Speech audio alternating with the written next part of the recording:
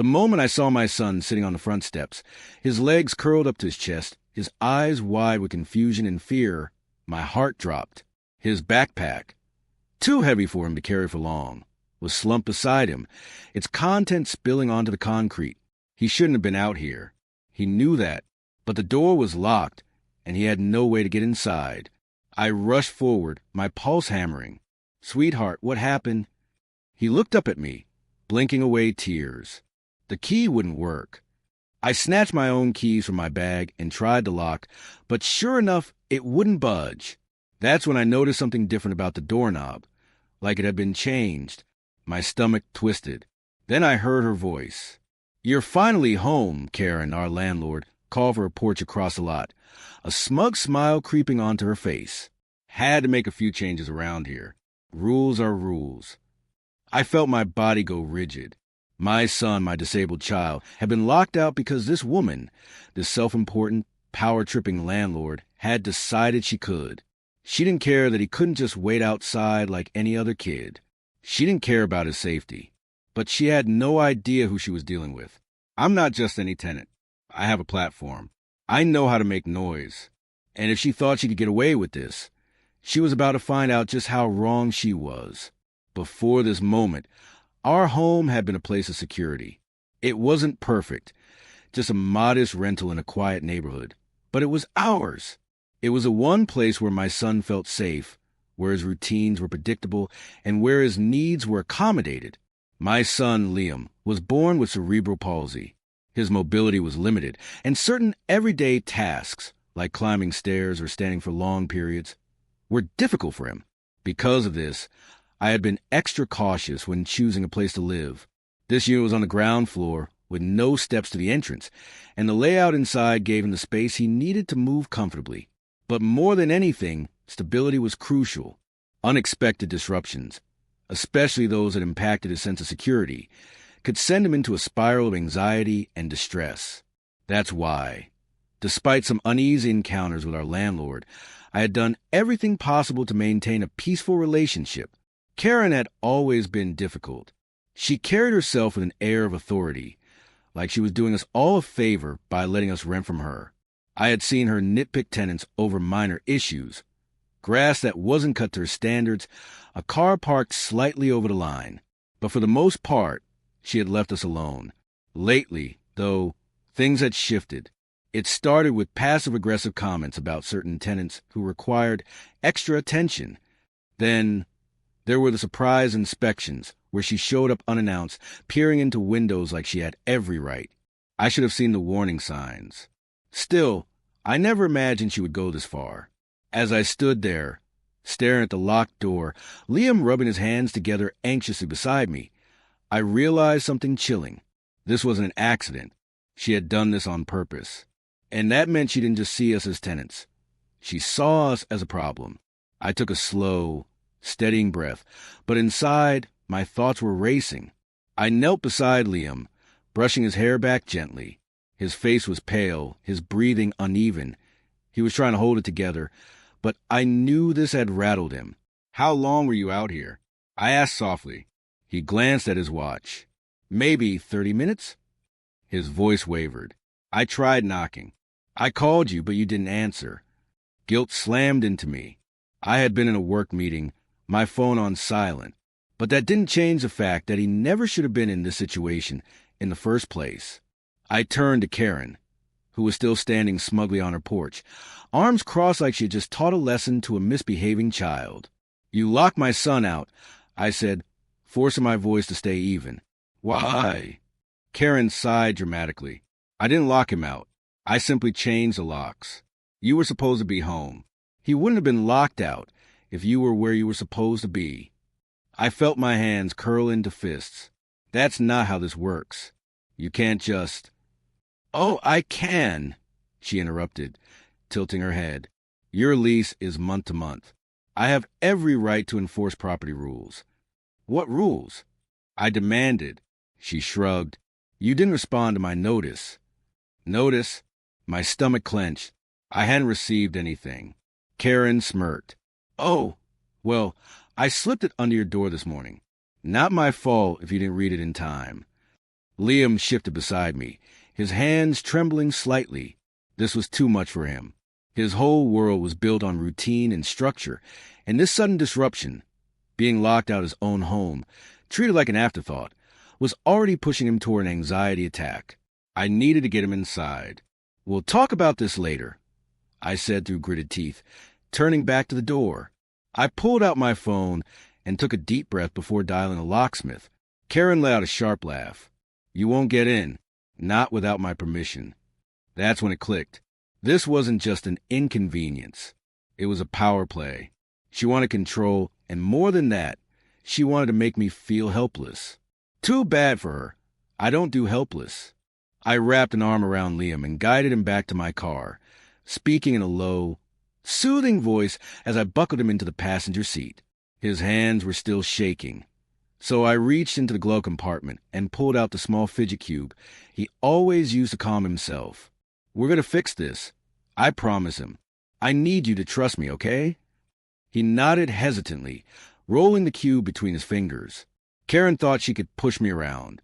She thought I was just another tenant she could intimidate. What she didn't realize was that she had just made the biggest mistake of her life. I sat in the car for a few moments, steadying my breath, forcing my hands to relax on the steering wheel. Liam was still fidgeting, his knee bouncing slightly, his telltale sign of stress. I reached over, giving his hand a reassuring squeeze. "Stay here for a minute, okay?" I said softly. He nodded, but his eyes flickered toward the apartment. He didn't want me to leave, didn't want this to turn into a bigger problem. But it was already a problem, and I wasn't about to let Karen think she could get away with it. I stepped out of the car and walked straight toward her porch. She was still standing there, arms crossed, as if she had been waiting for me to come crawling back. "I'm going to ask you one more time," I said, keeping my voice calm but firm. "Why did you change the locks?" Karen rolled her eyes. "I already told you. You didn't respond to my notice. You can't just change the locks without a court order." I shot back. "That's illegal." Her smug expression wavered for half a second before she scoffed. "You're overreacting. I had every right to take action when you failed to comply." "Comply with what?" I snapped. "You're making things up as you go." She gave me a slow, deliberate smile. "Maybe if you actually read your lease, you'd know." My patience was hanging by a thread. This isn't about a lease. You locked my son out. A disabled child. Do you even understand what you've done? Karen let out an exasperated sigh. "Look, it's not my fault you're irresponsible. Maybe next time you'll be home when he gets here." Something inside me snapped. I pulled out my phone and hit record. "Can you repeat that?" Her expression shifted immediately. "What are you doing?" "Documenting," I said smoothly, "just making sure I have this on record. Admitting that you locked out a disabled child because you thought I should be home earlier." Her lips thinned. "You can't record me without my permission." I arched a brow. "Oh, I think you'll find I can." For the first time since this started, I saw uncertainty flicker in her eyes. "Good. I'm giving you one chance to fix this." I continued. "You call your locksmith. Right now. Get these locks changed back, or I'll be making some calls of my own. To the housing authority, to a lawyer, and to every tenant's rights group I can find." Karen's jaw clenched. I could see the wheels turning in her head, weighing her options, trying to decide if I was bluffing. I wasn't. "This is harassment," she muttered, but there was less conviction in her voice. "No," I said, stepping closer. "This is me making sure you regret messing with the wrong person." Karen didn't back down right away, but I saw the crack in her confidence. That was all I needed. I turned on my heel, got back in the car, and drove Liam to a friend's house, so he wouldn't have to sit through what I was about to do next. The moment I was alone, I went into full investigator mode. Most people don't realize just how much of a digital footprint they leave behind. But I do. It's what I specialize in, uncovering hidden truths, exposing wrongdoing, and making sure the right people see it. And if Karen thought she could get away with illegally locking us out, she was about to find out exactly how much power I had at my fingertips. I started with a deep dive into public records. A few quick searches, and I found the first crack. Karen wasn't just a landlord. She owned multiple rental properties in the area. And this wasn't her first legal dispute. There were at least 3 previous lawsuits filed against her by former tenants. 2 for wrongful evictions, 1 for unsafe living conditions. She had a pattern, a history, and she had gotten away with it before. I kept digging. A few posts in local tenant advocacy groups revealed even more complaints. People who had rented from her, people who had dealt with her intimidation tactics, people who had been too scared or exhausted to fight back. I took screenshots, saved everything, compiled a digital file that was growing by the minute. Then I checked county records. That's when I found a real gold mine. Karen was behind on her property taxes, significantly, enough that the city had flagged her for potential foreclosure if she didn't settle her debts soon. I leaned back, exhaling slowly. So that was it. She was scrambling for money, probably cutting corners, tightening control over tenants, squeezing out extra fees wherever she could. I wasn't just dealing with an entitled landlord. I was dealing with someone desperate, and desperate people make mistakes. I pulled up my TikTok account. My platform wasn't massive, but I had enough followers, enough reach to make noise when I needed to, and with the kind of receipts I had just gathered, this was about to go viral. Karen thought she was untouchable, that no one would hold her accountable. She was about to learn otherwise. I took a deep breath, steadied my phone in my hands, and hit record. Hey, everyone. I wasn't planning on posting today, but something happened, and I need to talk about it. I kept my voice calm but firm, letting the weight of the situation speak for itself. No theatrics, no exaggeration, just a cold, hard truth. My disabled son was locked out of our apartment today by our landlord, not because we didn't pay rent, not because we broke any rules, but because she decided to change the locks without notice, without a court order, and without caring that my child would be the one to suffer for it. I cut to a clip of the locked door, then another of Karen standing on her porch, smug and indifferent. I included a snippet of our conversation, her admitting she had the locks changed, dismissing my concerns like we were an inconvenience instead of tenants with rights. I've done my research, I continued, flipping the camera back to me. This isn't the first time she's done something like this. She has a history of wrongful evictions, ignored maintenance requests, and intimidation tactics. But here's the kicker. She's also thousands of dollars behind on her property taxes. And yet, she still thinks she can get away with this. I let that hang for a second before delivering the final punch. Well, she just messed with the wrong person. I posted the video and waited.